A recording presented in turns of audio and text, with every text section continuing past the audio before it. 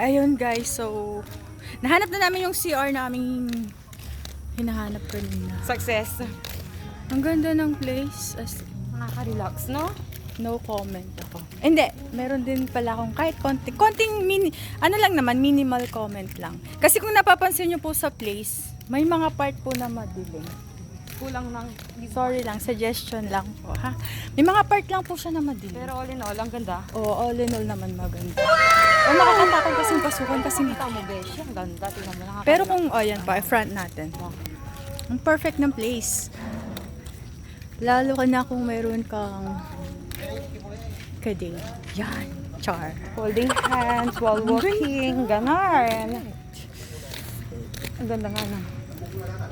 Ayun po. Dito lang po yan sa Maylingay, Pangasinan.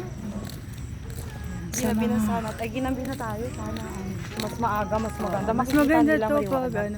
Pero para sa akin, best, parang mas maganda siya pag ganitong oras. Ganto ng oras. Kaya kita yung mga ilaw, ganyan. Kasi pag maliwanag, maliwanag lang din dito. Siguro kung sa araw, yung dagat mismo, doon, part na doon. Yung dagat mismo, ang ganda talaga. Ngayon nga lang kasi madilim na, hindi nakita yung dagat. Maririnig mo lang yung alon.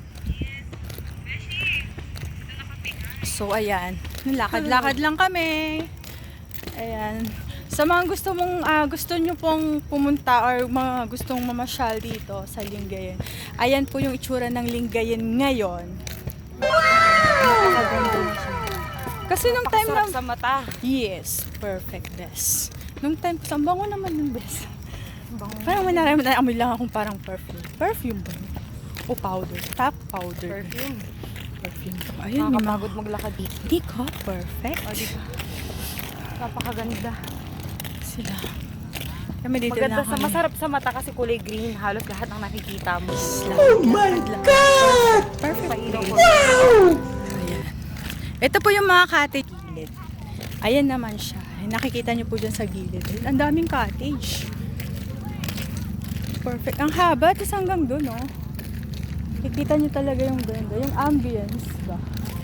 Tapos may mga puno na yun. Kung gusto mong tawag dito. Parang jacuzzi style. Ayun, liwanag dito ang ganda. Jacuzzi style pero ano siya, ayan.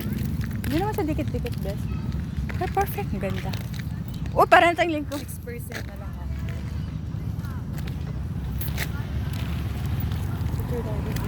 Maliwanag. Dun sa may arc. Ayan po. Hi guys! Ang best friend kong Nakakapagod. napaka-pretty. Ayun. Yung pinagpapawisan na ako sa kanina pa kasi kami naglalakad. Kasi kung nandito ka, talagang susulitin mo yung time na nandito ka. Maglalakad ka talaga, kahit Actually, mapagod balak ka namin dyan. dito na kayo matulog. Kung hindi niya lang kinalimutan yung tent, True. dito na kami matutulog. Meron naman kami mga dalang food. Wala nga lang kaming tent. Eh, sa sasakyan naman, pwede rin naman. Kung kaya nitong matulog sa sasakyan. Hindi kaya. Malamig naman dun kaya carry bells. Baka tumirik yung namin, baterya namin. Syempre yung Picture aircon. tayo dun. Picture kami sa Ilap. Ayan, tignan nyo to guys. Oh my God! Wow! Kumaba siya. I love Pangasinan. Pangasinan. Si Pangasinan. Sorry, medyo malabo siya. Hindi siya carry ng resolution ng aking phone. Pero po kami doon guys. Nakita nyo yung kagandahan ng Lingayen, Pangasinan. Oh, Makapagod there. pagod ng aking beshi. Hirap maglakad mga sheshe. Okay yan para Exercise. medyo exercise Para tayo. maburn ang kinain.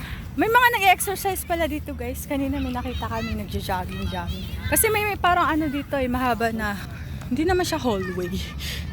Ano tawag dito? Yan, pwede ka mag-jogging haba niya hanggang doon. Maganda nga ito kapag madaling araw. Yan, tas nagbabike. Perfect, ang galing. Ganda. Hindi ako magsasawang pumunta dito ng ilang beses pa. Ayan, picture na ba tayo dyan? Oh. Ayan, ang ganda guys. Oh. Ano nakasulat, Bes? Si Pangasinan. Si Pangasinan.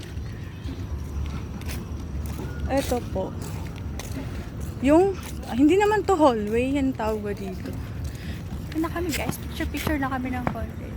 Okay, so continue ko po yung vlog mamaya ulit. Thank you, bye-bye!